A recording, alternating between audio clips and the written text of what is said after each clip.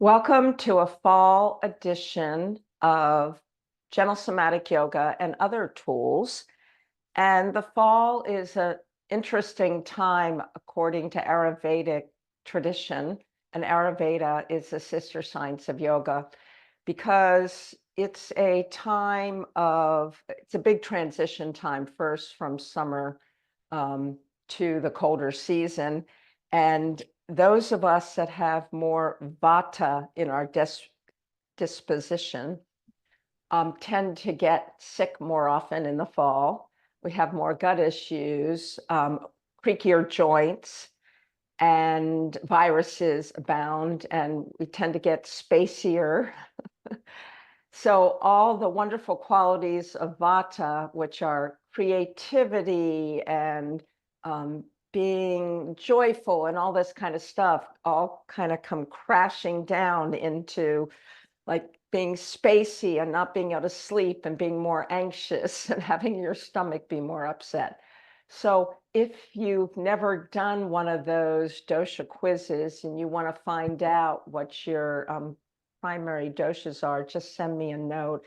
I know I'm primarily vata. I know I'm very like a bumblebee, or if you're a hummingbird, like if you're always like buzzing around and things like that, then you have a lot of vata. And so I do struggle during the fall. So we're going to start by grounding ourselves, and we're going to ground ourselves through the Nadi Shodhana breath practice. And this particular way of doing Nadi Shodhana is very effective for calming your nervous system. If you needed more energy, you would do it a different way.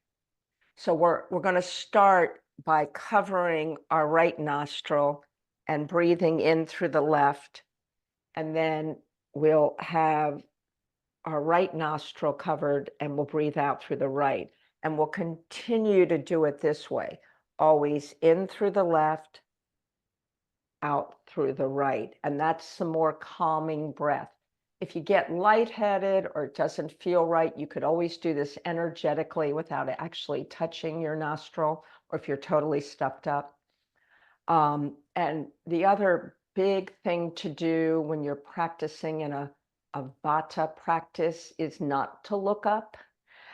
Either keep your eyes downcast or closed, and that's also very grounding.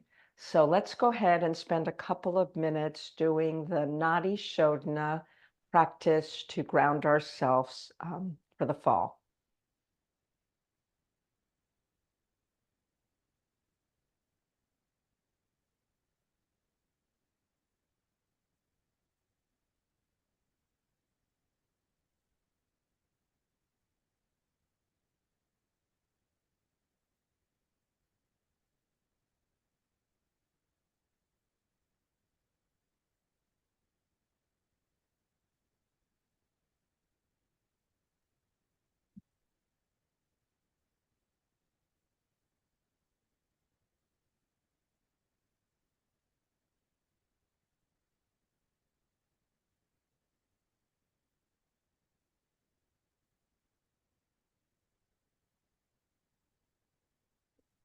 So go ahead and return to a normal breath practice and check in just to notice what, if any, effects this particular breath practice had on you. Just see if you can check in with the state of your nervous system.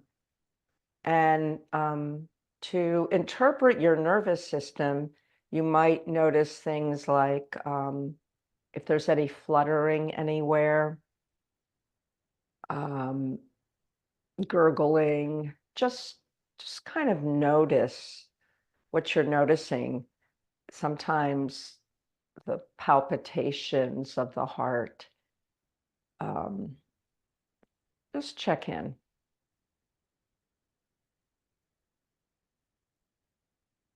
Okay, so in a Vata balancing practice, there are a lot of twists. There are a few standing poses. So we will start with just a couple of standing poses, and you can transition in any safe way you want to. The other important thing when you are trying to calm Vata is to make sure you stay warm. So I have a sweatshirt on today, and when I get warm enough, I'll take it off. So you want to keep your body warm, and warm baths and steam baths are very good for you as well if you like to do that. I've been turning on the hot water in my shower and not turning the fan on and just steaming up the room. So that can be very helpful for you as well. All right, so just lift up the arms, don't lift up the eyes, and draw the arms down. Inhaling with the arms lifting up. Exhaling, arms come down. Next time, inhaling, arms lift up, draw hands behind head, support the neck, and tilt side to side. And again, if any of these are familiar with you, once I've explained it, you are always welcome to close your eyes, which is a really very valuable technique for balancing Vata. And then you can drop an arm down and go deeper. The opposite elbow tilts up. Supporting the neck the other way, drop the arm down, go a little deeper.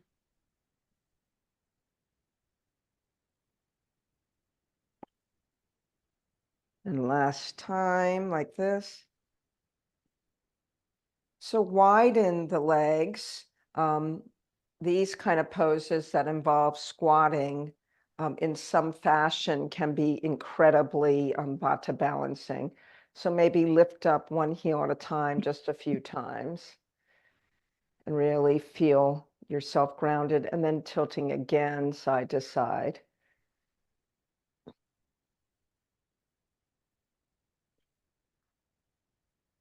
Now take your hands and placing them on the thigh, turn your feet toward the front and lean over with a lengthened spine. If you are feeling challenged balance-wise or feel a little dizzy, you could have your hands on the wall or a chair. If not, you can go all the way down, softening the head, neck, and shoulders. Gently sway side to side.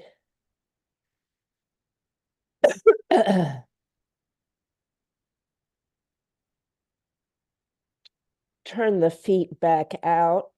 Go into somewhat of a squat, whatever squat is available for you. Be careful of your knees. And then slowly straighten the knees, hands on the hips, and come up. You might have warmed your body up enough now, if you had a sweater on, to be able to take it off. Okay. So we'll do a few of the warriors in the Gentle Somatic Yoga style. The warriors are very grounding. Anything that works, your low body really well. So to get into a warrior two, start with a wide-legged position that's comfortable for you, and take your right toes and point it to the narrow end of your mat. Take your left toes, point them slightly in, and then do an initial warrior just to see where your range of motion is right now. So don't go into pain, don't go too deep. So mine's about there. And then go ahead and release that. So in the Gentle Somatic Yoga tradition, we enter into a pose with a contracted muscle, and then we release the contracted muscle. And you do that a few more times, maybe each time going a little deeper. And what I'm doing is sliding my feet slightly away from each other each time. I'm only staying within the range of motion. That's my range of motion. There's no perfect warrior. I'm feeling which muscles I'm engaging and disengaging. So do a post check now and see if you have a little more range of motion with your warrior two. Place your back hand on your waist, your front arm support the neck, and then move in and out of a reverse warrior. Once again, we don't hold it. We engage the pose and disengage it.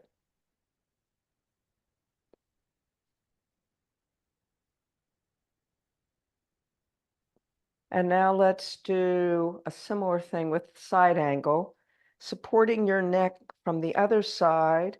Front hand is on the thigh, going into the pose, releasing the pose.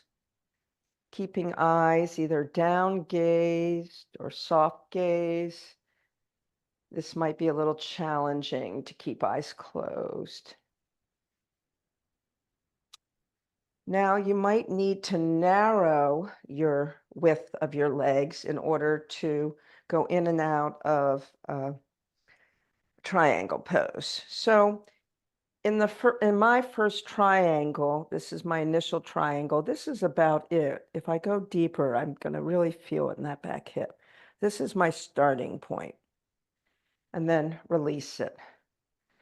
And then you might go a little deeper, maybe even bring the arm a little bit further up each time. So you're building the pose instead of going right into it. And each time you're disengaging muscles as well.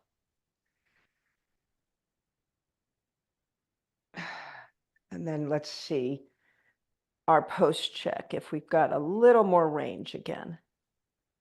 All right, between the two sides, come back to the middle and hang over in a wide-legged forward fold. Once again, you could be hanging onto a chair, a wall. You could even have some blocks to just chill out here and take a cleansing breath. So one of the Vata characteristics are very creaky joints. And if you're a person who is always noticing sound in your joints, you might have an excess of Vata in you.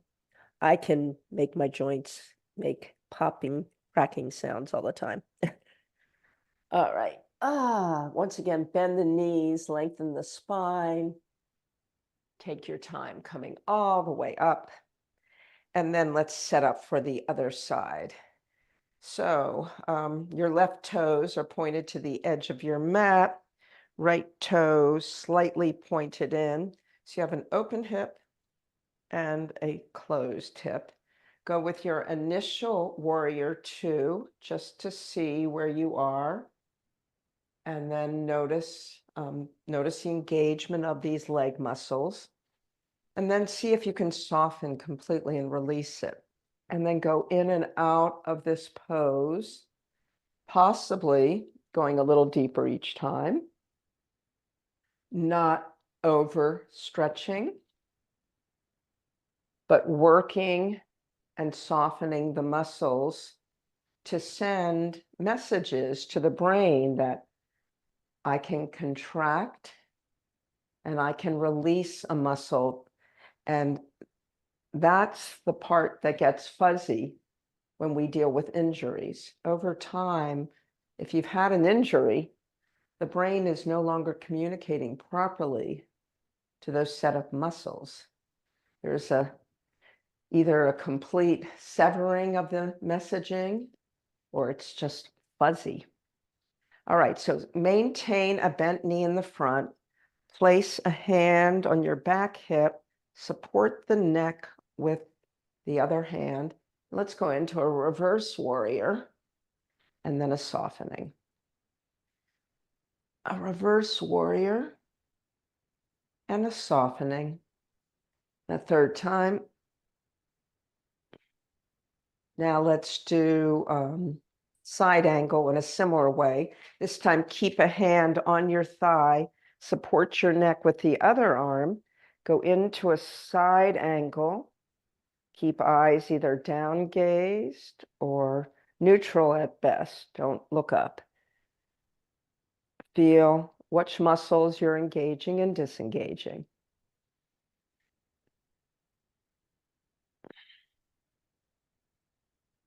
Last time like this. And then maybe shortening the width of your legs so that you can do a triangle more safely. Go into your initial triangle and don't overstretch. And then we'll work this triangle by building the pose. So whatever that means for you, but it means don't go to your extreme without preparing both your muscles and your nervous system for this. And we prepare through a contraction and a release.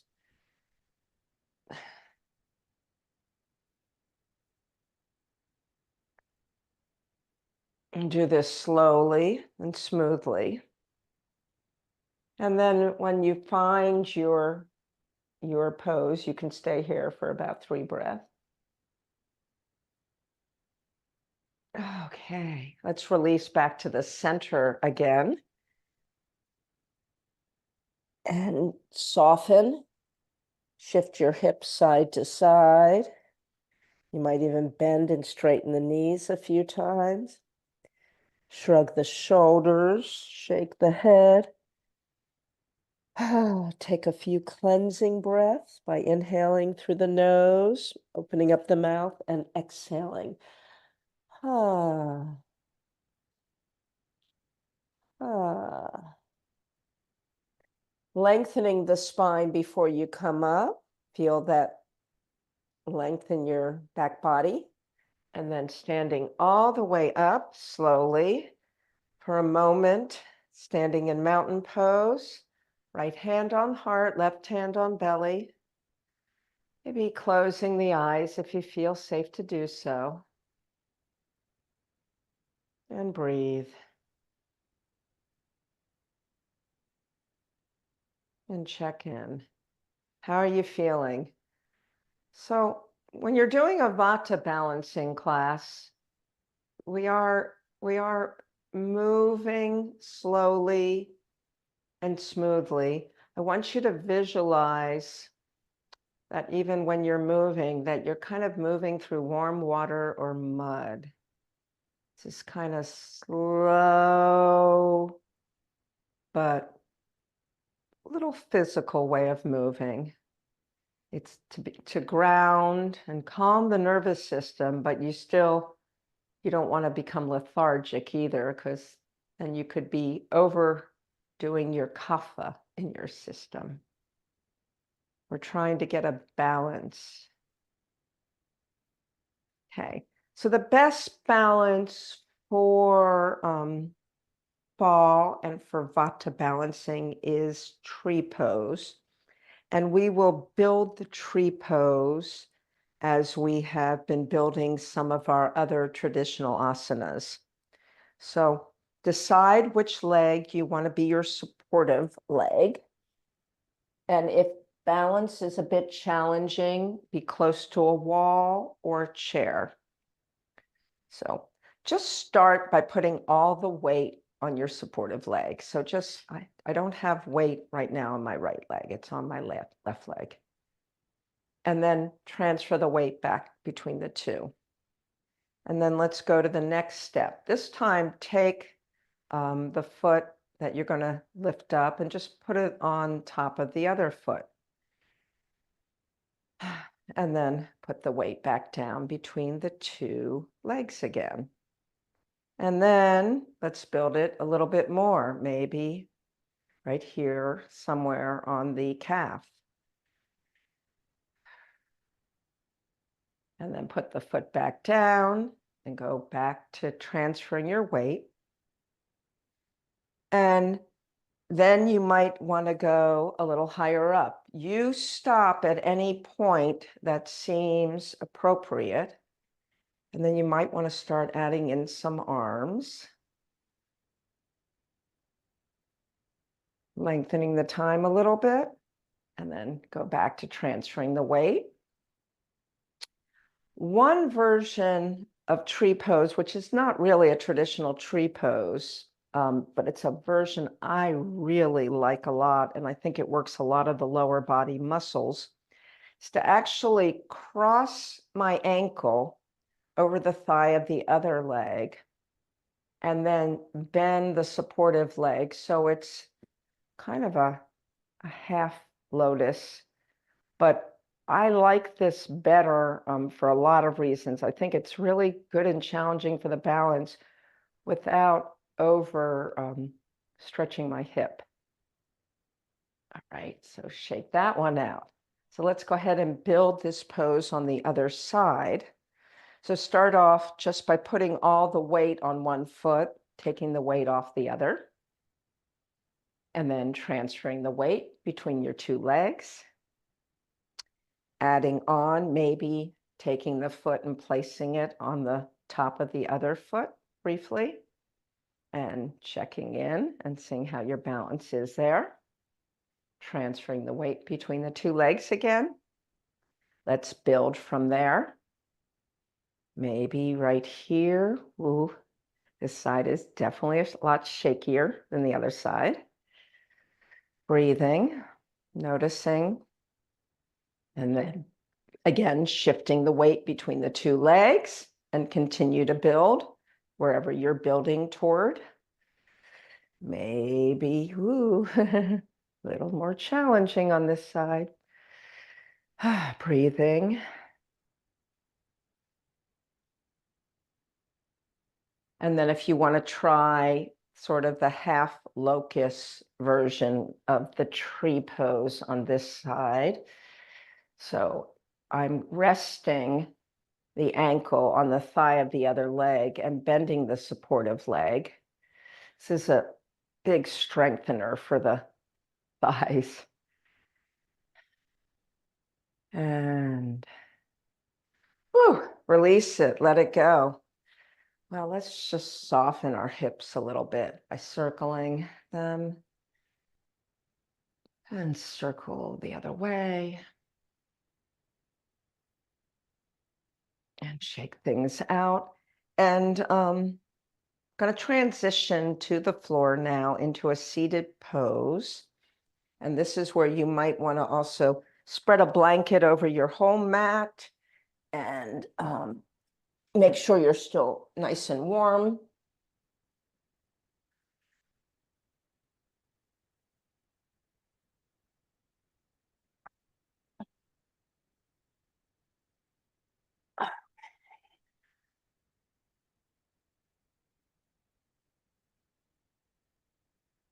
And if you need something to drink, get yourself your nice hot tea. Hopefully you're drinking nice tea.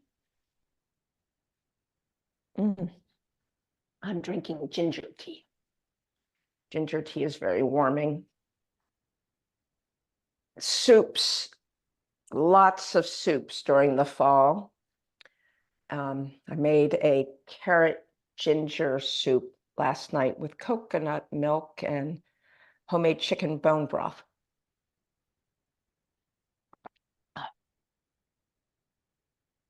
Okay, so I'm going to find the Vata balancing mudra.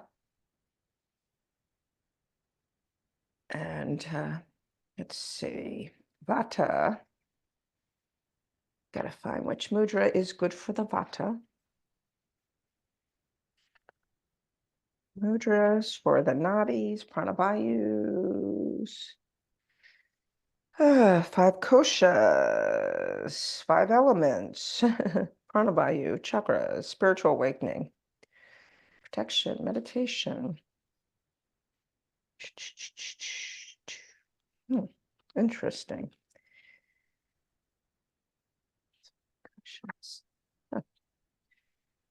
Okay, well, we can do it a different way. We can do it through the elements, because the elements are also very associated with the, it's interesting that they're not here. I know they're here somewhere, but they're not coming out. Okay. So let's go ahead and do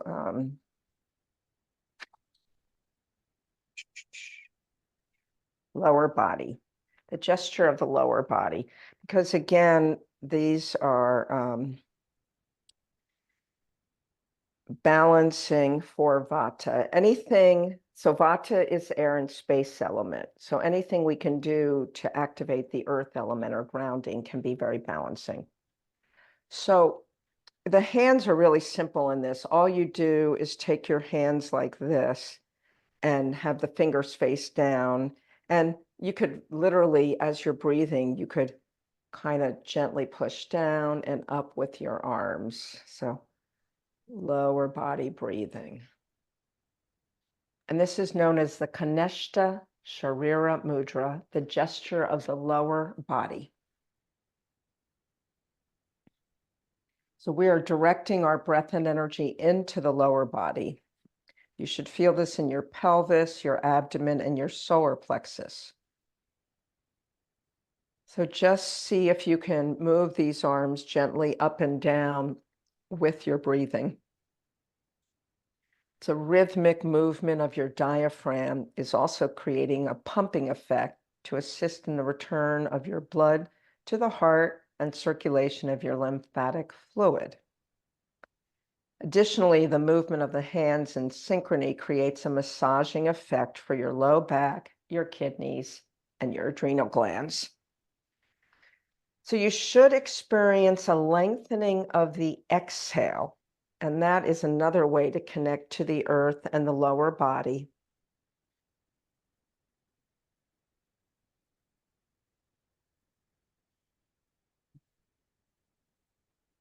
So your guided meditation, if you've not already done so, you might consider closing your eyes now, is cultivating grounding through lower body breathing.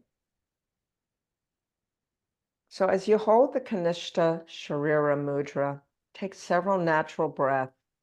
Tune in to all the feelings and the sensations awakened by the gesture.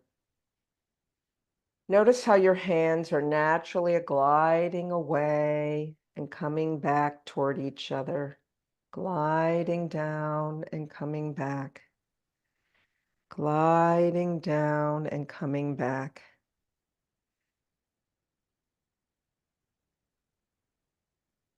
Take several breaths to notice the movement of the hands in synchrony with your breathing. It's activating your diaphragm, which is the main muscle of respiration.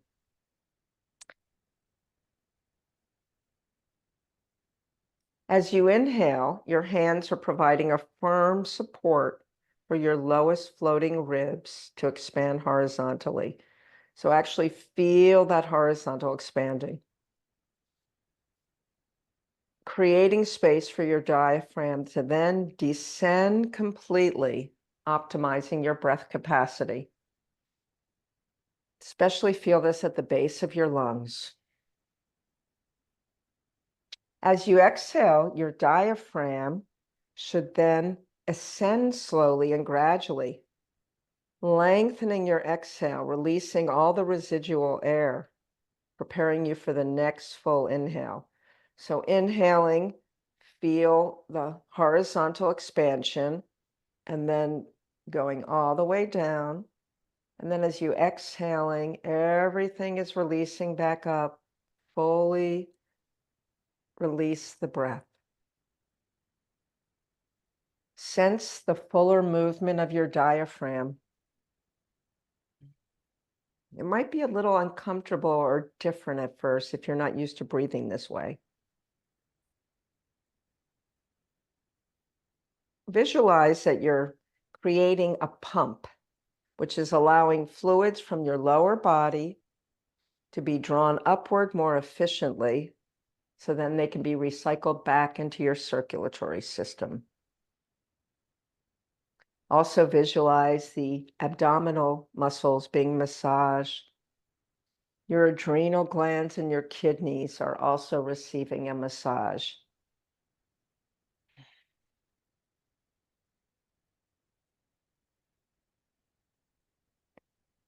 Create the space in your lumbar area, cultivating relaxation and ease throughout your entire lower body.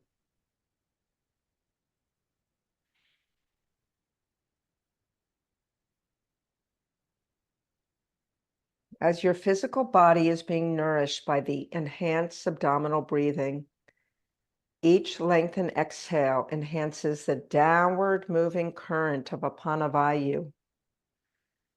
The Apanavayu is nourishing your pelvic floor and the base of your body while instilling a sense of support and grounding. Take a few breaths to attune deeply to this enhanced sense of grounding. Fully inhabit your lower body.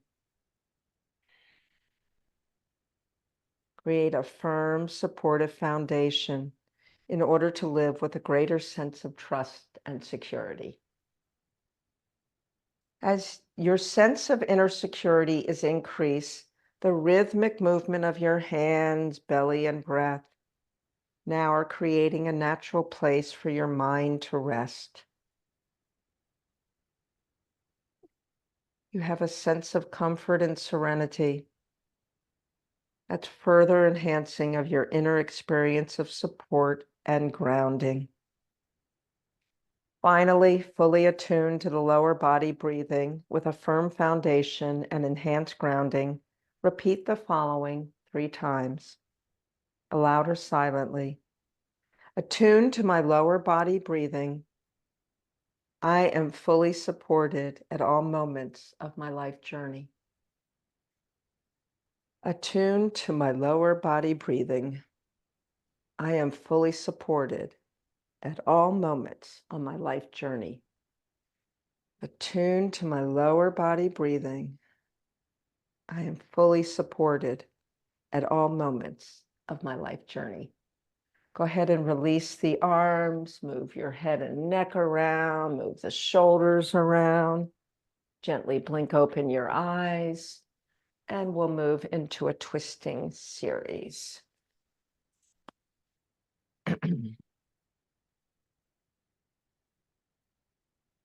So set up, if you are able to, in deer pose.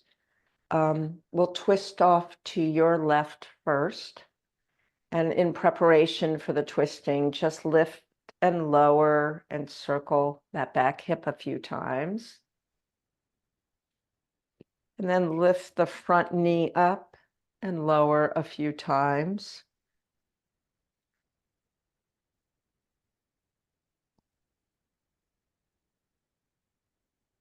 And then even lift the back heel off the ground and engage the calf and soften that a few times.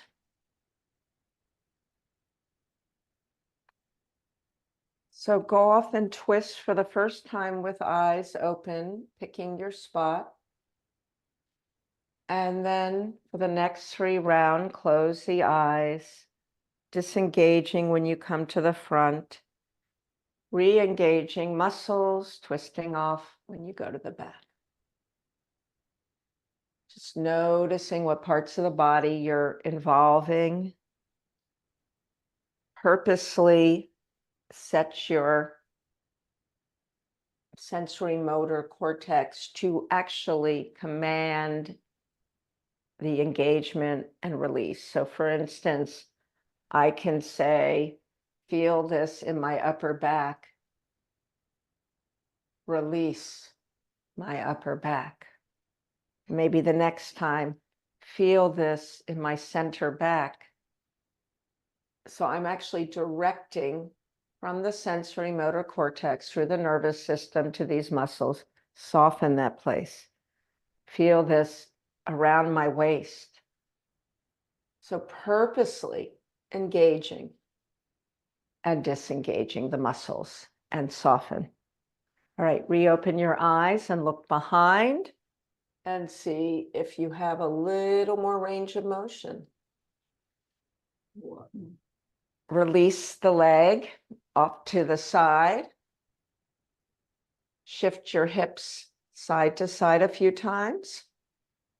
Maybe cross that back leg over And now you're sitting on both sit bones. Make sure you feel both sit bones and just one time twist toward the opposite direction. Release both legs in front of you. Shift the hips side to side. And then set up for the other side. I do want to check one thing because I am noticing some background noise. Yes. Yeah. Okay, I got it. All right. Okay, so go ahead and set up for the other side. And draw one leg back and one leg forward. Shift your hip a few times. Raise and lower it, circle it. And then lift this front knee up and lower a few times. So make sure when you do just a simple move like this that you are engaging and disengaging your muscles. So engage and then disengage. All these tiny little instructions I'm giving you are incredibly important for getting rid of chronic aches and pains. It's beyond just moving. We are engaging the sensory motor cortex, and it's communicating through the nervous system to these areas of your body that might be chronically tense. Let's go ahead and lift and lower the back knee just a couple of times. And release it. And then maybe even the ankle of the back leg. So feel the calf muscle engage and then soften. Feel it engage and soften. And last time. All right, so first twist, eyes are open. That's your pre-check. 3 twists at least with eyes closed, and then we can post-check. So as we did on the other side, purposely feel this in one part of the body. So I'm starting with the lower part of the body this time. And then I'm softening that part of the body. So now I'm going to feel this in my rib cage. So feel I'm directing my attention and my effort there. And then softening that part. And now maybe upper body, shoulders, a little bit of the neck. And releasing to the front. Now, if you want to reopen your eyes and see if you have gained range of motion, let it go. Release the leg off to the side. Cross it over your body. Readjust your weight to evenly sit on both sit bones. And then twist off toward the other direction. Let it go. Arms behind the back, legs in front, softening into a windshield wiper. So a nice somatic move known as the flower can be done laying down or seated. And the flower, you start with whatever version of a butterfly pose or cobbler's pose you have. Hands can stay behind the back. Lift the front body, tuck the chin in. And then draw the knees toward each other, wrap the arms around, lift the chin up, shrug the shoulders up to the ear. So this is a closed flower. And then hands go back behind you, lifting the front body, tucking the chin, let the legs go off to the side. And then drawing arms back around. Shoulders up near ears, chin lifts. So now let's reverse this. So put the hands behind the back, the knees are together. Lift the whole front body, including the chin. Keep your eyes closed though, so you're not looking at the sky. And then when you let the legs go out to the side, just gently do a forward fold. And then do that 2 more times. Knees come together, back body engaged, chin is lifted, eyes are closed, knees fall apart, hands toward the legs, release it down. And just for a moment, sit in any comfortable position, and let's go ahead and check in and see how we're feeling.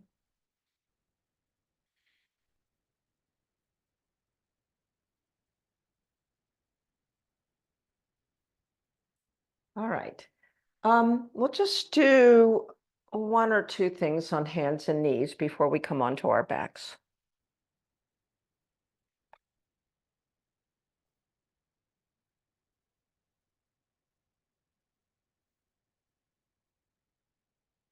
So start with your toes tucked and put the weight back a little bit on your feet. If this is too much, you could take a cushion between thighs and calves and then shift forward. So we're activating all the lower body meridians with this toe tuck. And come forward.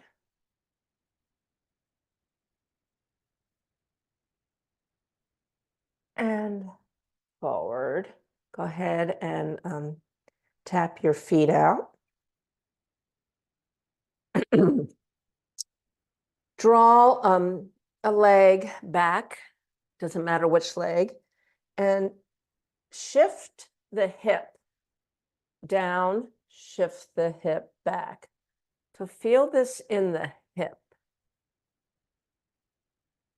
Now take that leg, cross it on your midline to the other side, and look over that shoulder to see the leg. And bring that back.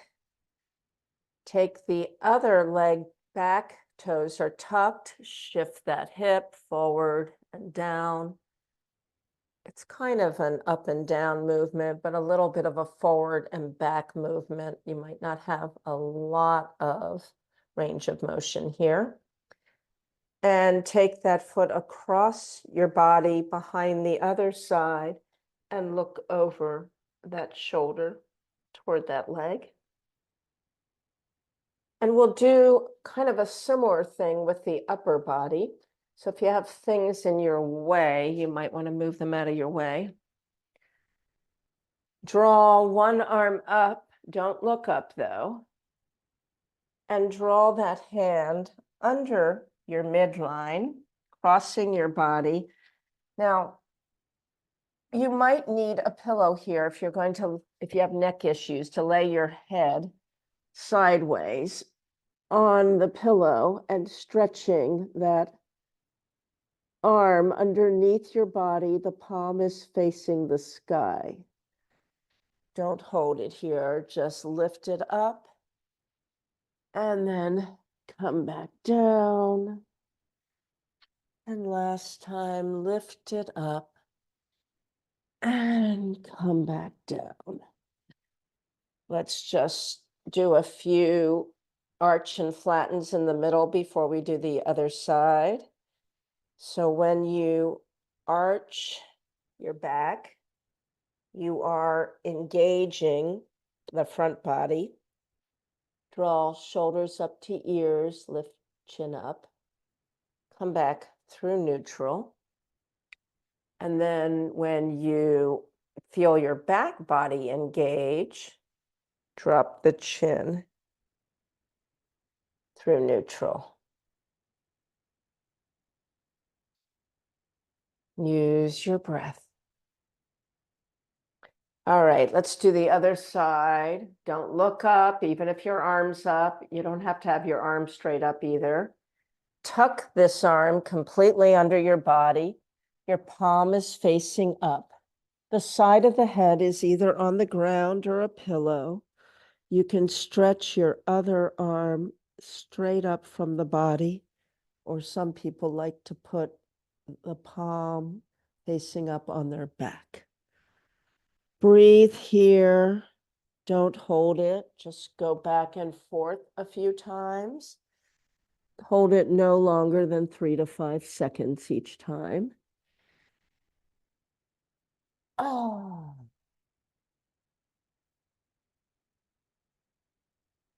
And last time. All right. Pretty active practice. Even though we are calming vata, we are trying to move our body in a way that creates a calm energy. Okay, so set yourself up to be on your back now. And let's check in. Move things out of your way.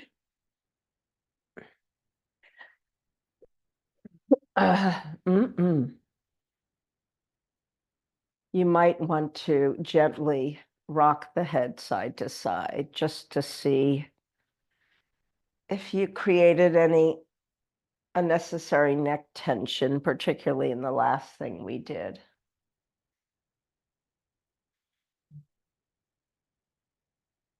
All right.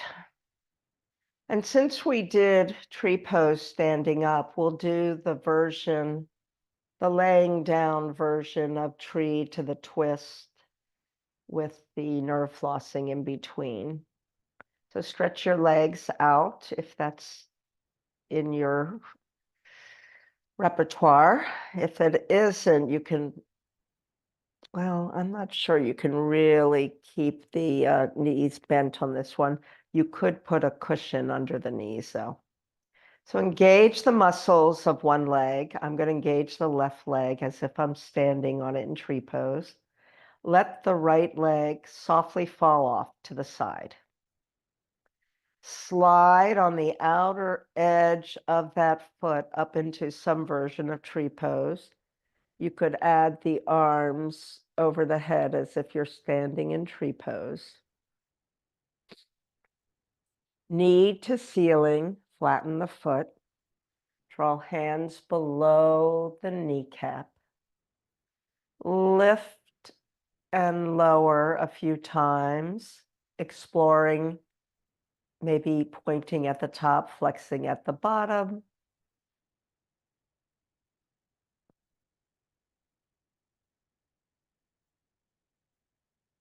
Place that foot flat on the ground with the knee pointed to the sky.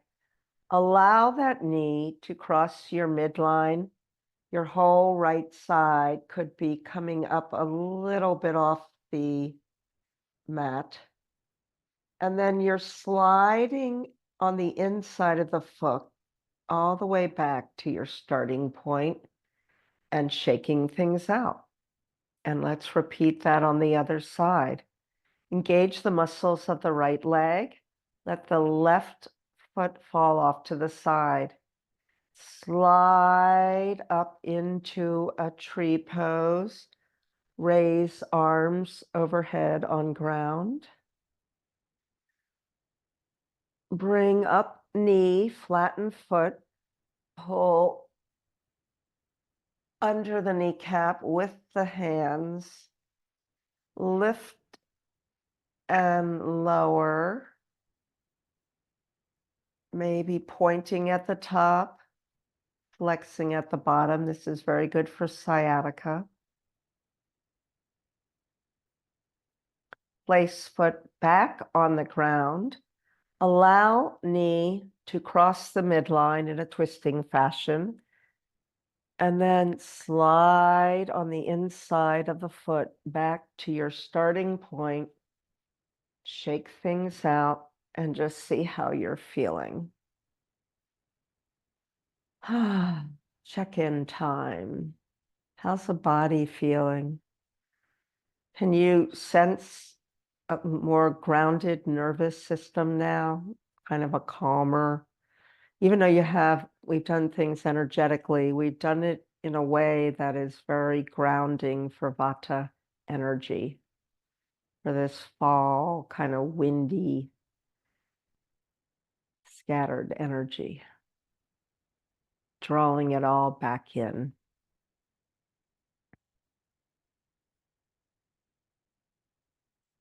So bend the knees, Place feet on ground, hands underneath the neck, supporting the neck, backs of arms touching the ground, and rock forward. So you feel your low back slightly lift off the ground. You're pressing a little bit more into the feet. The back of the arms are in the ground. Your chin can be up in the air. And then come through neutral. Slightly lift the hips off the ground. Tuck the chin in, draw elbows toward each other. And come back to neutral. Rock forward again, creating a little bit of a space under the low back and under the shoulders. The head is tilted a little up. Flatten everything. Tuck chin in, elbows toward each other, hips slightly off the ground. And release. Widen the feet. Spread the arms out. Palms can start facing up, but you can explore different arm motions as you do some gentle windshield wipers here. Just explore these moves, explore different ways of moving your arm. Like maybe you're stretching an arm on the ground above the head when the legs go the opposite way. That might feel good.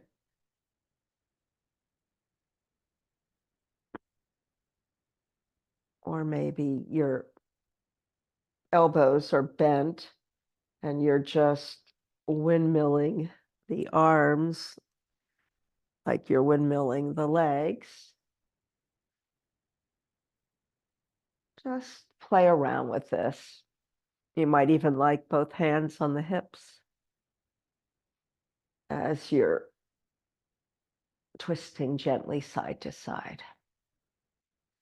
Draw knees in toward the chest and explore circling the hips to give yourself a nice massage. And maybe you want to do some sort of inversion before you settle into your Shavasana.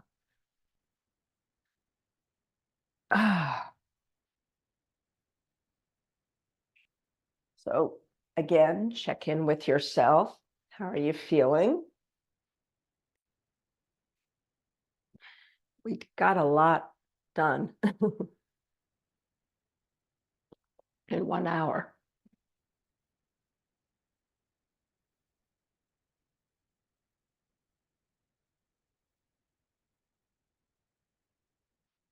Let's see, what is the date?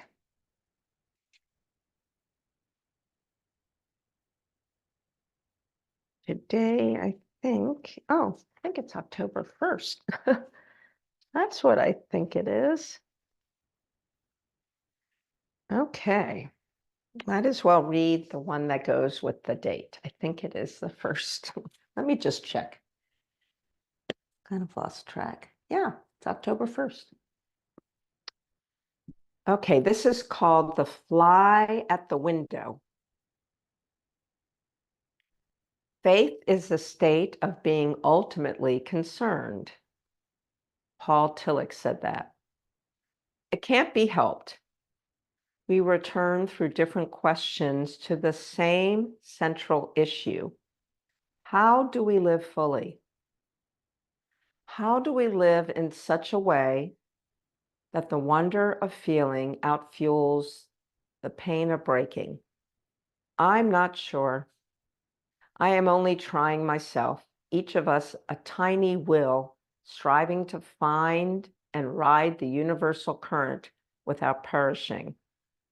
But faith seems crucial.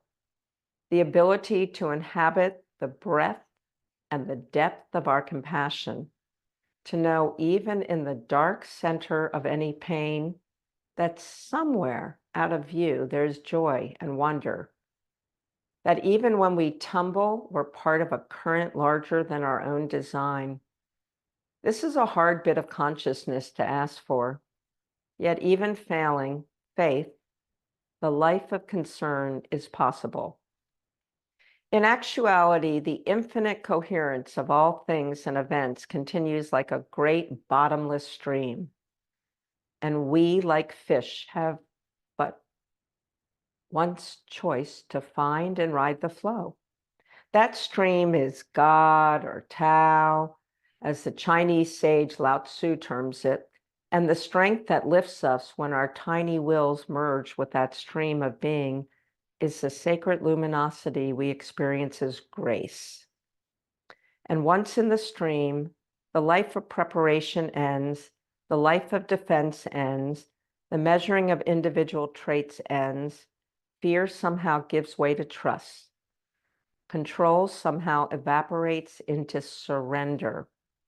The fish in the stream are for the moment one, the sacred moment. There is nothing else to live for.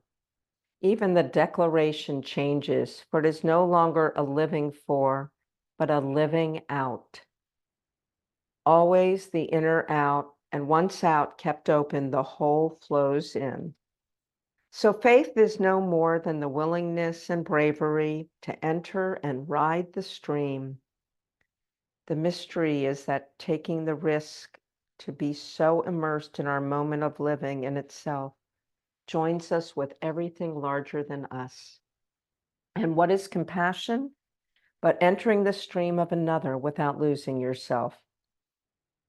I remember one summer I was at a window when a fly near the latch was on its back spinning, legs furious, going nowhere.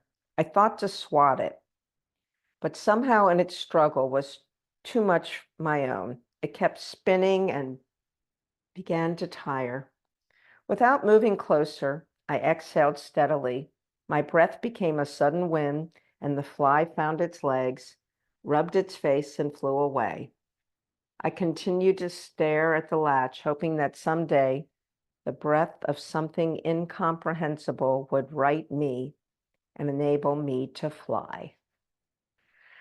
So if you have time, visit a stream and drop a leaf after leaf in its flow and watch each leaf be carried downstream.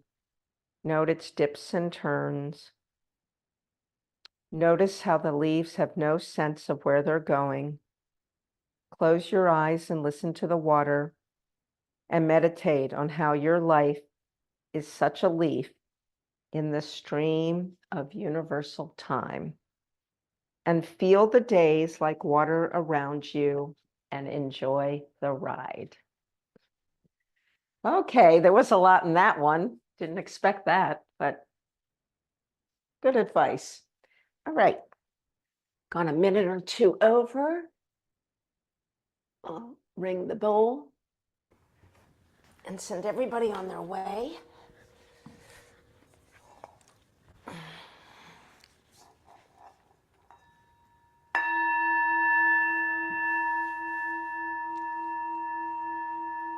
This signals the end of our hour together.